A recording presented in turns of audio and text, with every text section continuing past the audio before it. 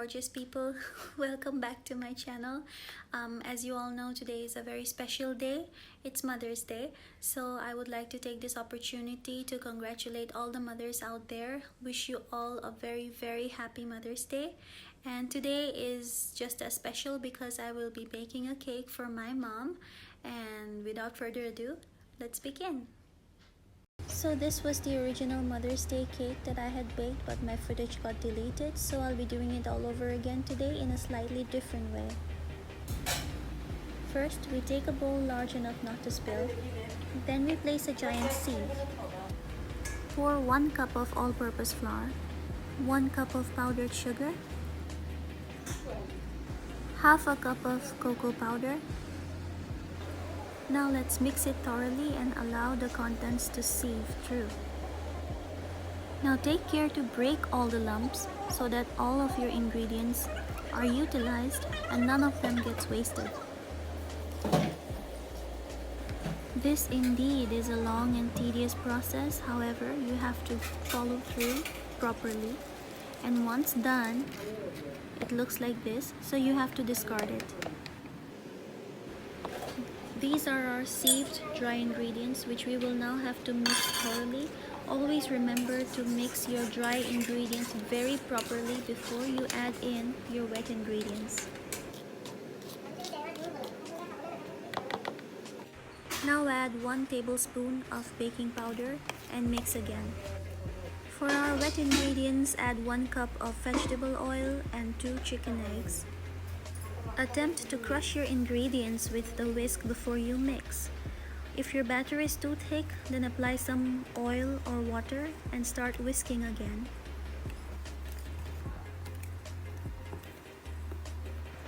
Don't whisk too vigorously, but be gentle with your batter. If you're not still satisfied with the thickness, then feel free to apply some vegetable oil and whisk it further. Make sure no lumps are left once you're done.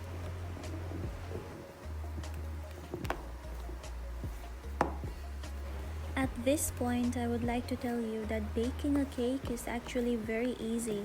For this, you don't really need any proper whisk, or you can even use an electric blender. If you don't have either, you can use a fork, a spoon, a broad spoon, a serving spoon. Anything that you have can be used to bake a cake, to prepare your batter. Once you are satisfied with the consistency of your batter, you can take your time playing with it like I do every time I bake before you move on to the next step. In a cake tin of your choice, which has to be microwave safe, pour some vegetable oil or butter, melted butter, and then apply it all around the base and the sides thoroughly. Our next step involves pouring all the cake batter into our greased cake tin. Once that is done, you will have to tap the sides of your cake tin gently to make sure the air bubbles come out. Set your microwave to maximum heat and timer to 7 minutes. Place your cake tin in the center, and now all we have to do is wait. While your cake bakes, take 2 cups of leftover cookies, and then you have to grind them in a mixer like so, or crush them manually, whatever you prefer. Pour the ground cookies into a clean pan and add some milk, and mix thoroughly to attain a paste-like consistency.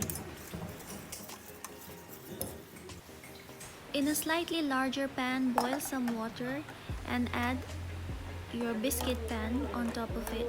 This is called double boiling. Keep boiling until you attain a consistency like this. Now bring out the cake which you had previously left to cool and check the sponginess. As you can see, our cake is nice and spongy, so we will detach it from the pan. As I invert my bowl, my cake comes out nice and spongy, and now I will make 2 layers of this cake. So I place a knife long enough and we gently slice around the cake, making sure to maintain a decent level. And then once we are sure that the slices are through proper, we will remove it gently and place the top slice on another plate. If any crumbs fall over, eat them. As you can see here, our slices are cut nice and clean with edges of the same thickness throughout.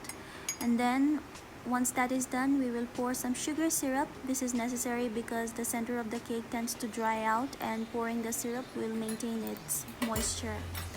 Then we will pour our biscuit frosting that we just prepared, and with a spatula we will just even it out. Don't have to do a perfect job here really, just evening it out is sufficient. Once you're satisfied with your bottom layer, place your top layer slowly and gently, maintaining your alignment and making sure not to break it. Once your top layer is placed, you can pour the remaining of your biscuit frosting, and you have to do this step very properly because any imperfection that remains will eventually show. So here I am tapping away all my imperfections and blending everything. Once that is done, you can pour some chocolate syrup. Here I am pouring the frozen Hershey's chocolate syrup. No, I'm not sponsored, but I wish I was. So Hershey's, if you're listening. And then I will put some chocolate shavings and some sprinkles on top because I like to do that. And once that is done, I'm finished with my cake.